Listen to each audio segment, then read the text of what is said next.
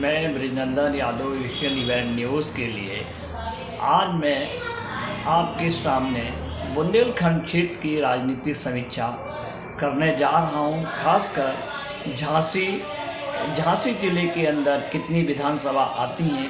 Number 1 Jhansi ज़िले के अंदर झांसी सदर है, दूसरी विधानसभा गड़ोठा है, तीसरी विधानसभा बबीना है और चौथी विधानसभा भी इसके साथ में आती है। अब खासकर मैं ये राजनीतिक चर्चा कर रहा हूँ कि जिस तरीके से उत्तर प्रदेश विधानसभा के गठबंधन चुनाव लड़ रहा है और दूसरी तरफ आपके भारतीय जनता पार्टी भी चुनाव लड़ रही है। भारतीय जनता पार्टी के जो एक भी गठबंधन के लोग हैं वो चुनाव लड़ रहे हैं और ख़ासकर देखना होगा कि ये 4 विधानसभाएं झांसी क्षेत्र में आती हैं। उरई है, जालौन है, जो पश्चिम से गठबंधन की हवा चली है, जो लीड बाई गठबंधन समाजवादी पार्टी और छोटे छोटे दलों को साथ लेके जो बात कर रही है, जो लड़ रही है। खासकर झांसी सदर में पिछली बार जो है वो राजीव शर्मा करके चुनाव लड़े थे। राजीव शर्मा सिटिंग विधायक थे। भारतीय जनता पार्टी ने उन पर फिर एक दांव लगाया है। उनके सामने समाजवादी पार्टी के सीताराम कुशवाहा हैं। नंबर 2 गड़ोठा में जो 2012 में दीप नारायण यादव चुनाव जीते थे, 2017 में वो भारतीय जनता पार्टी से चुनाव हार गए थे। अब बबीना क्षेत्र आता है। बबीना क्षेत्र में 2012 के अंदर 2012 में भी समाजवादी पार्टी हारी और 2017 में भी क्रिप्को को चेयरमैन चंद्रपाल सिंह यादव उनके बेटे यशपाल सिंह चुनाव लड़े और हार गए थे और फिर पार्टी ने यशपाल सिंह पर ही अपना फिर दांव लगाया है। और खबरें जो आ रही थी वो खबरें यहाँ तक आ रही थी कि पार्टी के अंदर अंदरूनी कलह चल रही है, लेकिन जिस तरीके से जनता साथ दे रही है उस तरीके से एक तरीके से भारतीय जनता पार्टी के लिए भी एक बहुत मुश्किल का दौर दिखाई दे रहा है। और ख़ासकर जो समाजवादी पार्टी के मुख्य पिलर हैं, जो वहाँ के बहुत ही मुहज़्ज़िज़ लोग हैं, पार्टी के में काम करने वाले पूर्व एमएलसी श्याम सुंदर यादव हैं। पूर्व एमएलसी श्याम सुंदर के ऊपर श्याम सुंदर के लिए भी इस तरीके की चर्चाएं चल रही थी, वो पार्टी से नाराज़ हैं। और दूसरी तरफ उनके बिशन सिंह यादव हैं जो दतिया जिला पंचायत के चेयरमैन रहे, वो भी काफ़ी सक्रिय रहते हैं।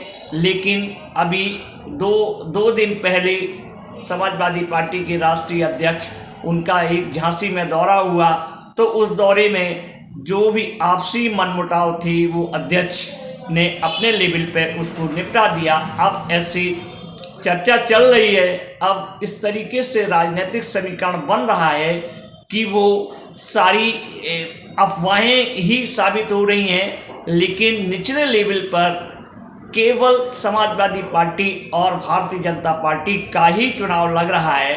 अब गौरतलब है, दूसरी तरफ खबरें ये भी आ रही हैं कि भारतीय जनता पार्टी के जो विधायक हैं अनुराग शर्मा जो हैं अपने कैंडिडेट्स के लिए अपने अपने कैंडिडेट के साथ जो विधायक हैं जो वर्तमान विधायक का चुनाव लड़ रहे हैं, उनके चुनाव प्रचार से दूरियां बना ली हैं। इस तरीके की हाईकमान के पास खबरें मतलब जनता में इस तरीके की खबरें तैर रही हैं। अब सवाल आता है कि इस तरीके से आने वाली जो खबरें हैं वो क्या रूप धारण करती हैं और किस तरीके का मतलब उनका रूप होता है। अब तय करना होगा यहाँ की जनता को। मुख्य लड़ाई यहाँ समाजवादी पार्टी और भारतीय जनता पार्टी के बीच है, जबकि यहाँ कांग्रेस भी लड़ रही है और बहुजन समाज पार्टी भी लड़ रही है, जबकि किसी टाइम बहुजन समाज पार्टी का यहाँ गढ़ हुआ करता था। अब देखना होगा बहुजन समाज पार्टी का जो प्रगतिशील वोटर है वो कहाँ जाता है और कहाँ यहाँ तक जा रहा है कि बहुजन समाज पार्टी जो है वो भारतीय जनता पार्टी की भी टीम के रूप में काम कर रही है। लेकिन देखना होगा कि भारतीय जनता पार्टी के लिए बी टीम का काम कौन कर रही है। जो उनका कोर वोटर है जाटव समुदाय से, वो उनके साथ रहेगा या अन्य जो दलित वोटर है वो उनके साथ नहीं रह पाएगा। क्योंकि गौरतलब है, ये बातें भी आ रही हैं क्षेत्र के अंदर, आम आदमी इस पर चर्चा करने लगा है कि बहुजन समाज पार्टी जो है वो अपने कोर वोट के सहारे वो वोट काटने की कोशिश कर रही है, लेकिन जो वहीं प्रगतिशील लोग हैं वो अपना ठिकाना दूसरी तरफ ढूंढते जा रहे हैं और कुछ लोगों ने ढूंढ लिया है। बहुतायत मात्रा में ये माना जा रहा है कि उनका जो बसपा का वोट है वो समाजवादी पार्टी में शरण लेता हुआ दिख रहा है। कि वो इसलिए शरण लेता हुआ दिख रहा है कि समाजवादी पार्टी के मुखिया जो हैं वो गवर्नेंस की बात कर रहे हैं, विकास की बात कर रहे हैं और युवाओं को नौकरी की बात कर रहे हैं, उत्थान की बात कर रहे हैं और रोजी रोटी की बात कर रहे हैं। जबकि दूसरी तरफ भारतीय जनता पार्टी की 5 साल से सरकार चल रही है, उस सरकार के रूप में कभी भी गवर्नेंस की बात नहीं आई, लॉ एंड ऑर्डर की बात नहीं आई, केवल उनके बड़े बड़े विज्ञापन आए। उन विज्ञापन में ये दिखाया गया मैंने इतनी नौकरियां दे दी, मैंने इतने रोजगार दे दिए, लेकिन ज़मीन पर जनता से जब बात करने पे पता लगता है ज़मीन पर हकीकत में कुछ नहीं दिखाई दे रहा है। और पिछली 2012 से लेके 2017 तक जो समाजवादी पार्टी की सरकार चली उसमें प्रगति के कुछ कार्य हुए और उनसे जनता प्रभावित होती दिखाई दे रही है। अब मैं ये दूसरा मुद्दा दूसरा उसमें जोड़ता हूँ, खासकर बुंदेलखंड की मुख्य समस्या जो है पानी की समस्या है। क्योंकि वो पथरीली ज़मीन है, किसी भी सरकार ने वहाँ लोगों के पानी के लिए, पीने के पानी के लिए कोई बहुत गंभीरता से काम नहीं किया, नहीं गंभीरता से सोचा है। अब वहाँ की जनता ये तय करेगी हम किसको किस रूप में, किसके ऊपर हम कैसे, जहाँ हमारा भला हो सके, कौन सी पार्टी हमारा भला कर सकेगी, उसको हम वोट देंगे। अब चाहे वो बुंदेलखंड हो, बुंदेलखंड उत्तर प्रदेश सरकार के विधानसभा के अंदर बहुत महत्वपूर्ण हिस्सा माना जाता है और बुंदेलखंड के बहुत गरीबी है। बुंदेलखंड में गरीबी के साथ साथ मुख्य मुद्दा वहाँ पानी का है। हर पार्टी उनके पानी के मुद्दे पर ही बात करती है, लेकिन वो जो ज़मीन पर काम नहीं दिखाई देता है।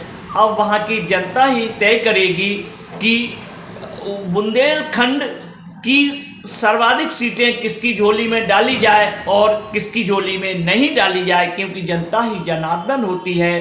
अब असली लड़ाई जो है वो धार्मिक ध्रुवीकरण के ऊपर, लेकिन सौभाग्य रहा कि इस चुनाव में कोई धार्मिक ध्रुवीकरण नहीं हो पाया। और दूसरी तरफ जो पार्टी है, दूसरी तरफ मुख्य विपक्षी दल है, वो खासकर अपना जो विकास से संबंधित एजेंडा लेके चल रहा है और विकास की ही बात कर रहा है। अब जो बुंदेलखंड की जनता है वो विकास को चुनती है या धार्मिक ध्रुवीकरण की भावनाओं में बह जाती है, ये तो जनता को ही तय करना पड़ेगा बुंदेलखंड की। और आने वाले समय में 20 तारीख को देखो, ये जनता ही तय करेगी कि किस पार्टी के सर पर बुंदेलखंड की जनता ताज रखती है और किसको वापसी का रास्ता दिखाती है।